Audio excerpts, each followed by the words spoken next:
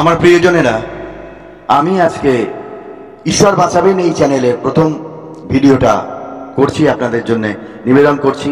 তা আমি সরাসরি ঘটনায় আসছি। আমি একটা সত্য ঘটনা বলছি যে এই যুগে সত্যি কথা যিনি বলেন আর যিনি একটু ঈশ্বরের নাম করেন তার কি হতে পারে। বাস স্ট্যান্ডে দেখা হলো আমার সঙ্গে, আমারই প্রতিবেশী এক খুব সাত্ত্বিক মানুষ, উনি ঈশ্বর নিয়েই থাকেন সর্বদা। তা উনি আমাকে দেখা হয়ে বললেন, করজোরে বললেন, আপনার বাড়িতে গেছিলাম কিন্তু আপনাকে আমি দর্শন পেলাম না, পাড়ার সকলকে বলেছি, তো অমুক দিন আমি সত্যনারায়ণ পুজো করছি, সন্ধ্যাবেলা আপনি অবশ্যই আসবেন।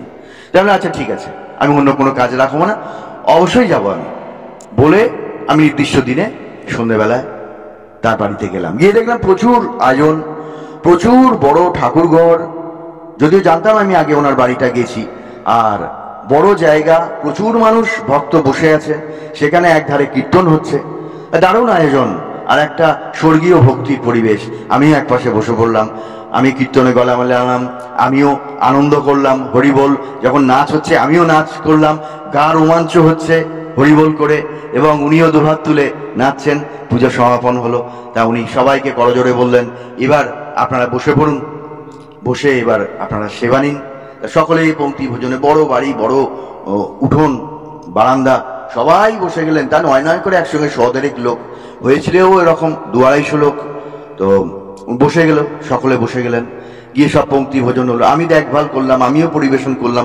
পরিবেশনের জন্য প্রচুর পাড়ার মানুষ আছেন, তাও করলেন। আর উনি গলায় একটা সাদা চাদর দিয়ে, সাদা ধুতি, সাদা একটা পাঞ্জাবি ফতুয়া পরে উনি জোর হাত করে বলছেন যে ঈশ্বরের কৃপা, ঈশ্বরের কৃপা, এই সমস্ত বলছেন। আর সমানে প্রসাদ আহার করুন, আর যদি একটু প্রসাদ পান আরো একটু, এইভাবে দেখভাল করছেন। আর আমিও চারদিকে ঘুরে ঘুরে দেখছি কেউ অভুক্ত আছেন কিনা।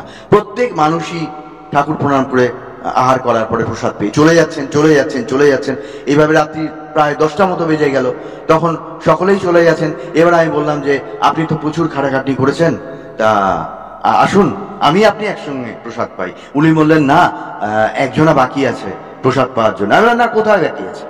একজন তো বাকি নেই, সকলে যে প্রসাদ পেয়েছে, তো এইটা আমি নিজে দেখেছি, আমি নিজে যাচাই করেছি, কেউ অভুক্ত নেই। বলে না, আছে, এক মা আর তার 2 সন্তান, এখনো পর্যন্ত তারা প্রসাদ পায়নি।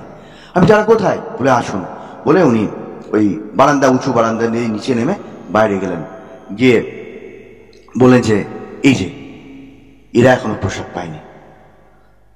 আমি দেখলাম এক মা কুকুর আর তার 2 সন্তান, এরা বসে আছে।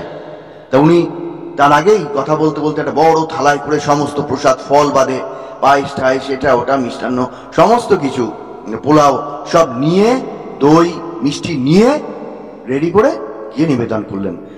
তাদের সামনে দিলেন কুকুর, মা কুকুর আর 2 সন্তান, ছানা 2জন। তারা কেউ খেলো না, মুখ লাগালো না। এবার উনি বললেন খাও মা, বলার সঙ্গে সঙ্গে তারা খেতে আরম্ভ করলো।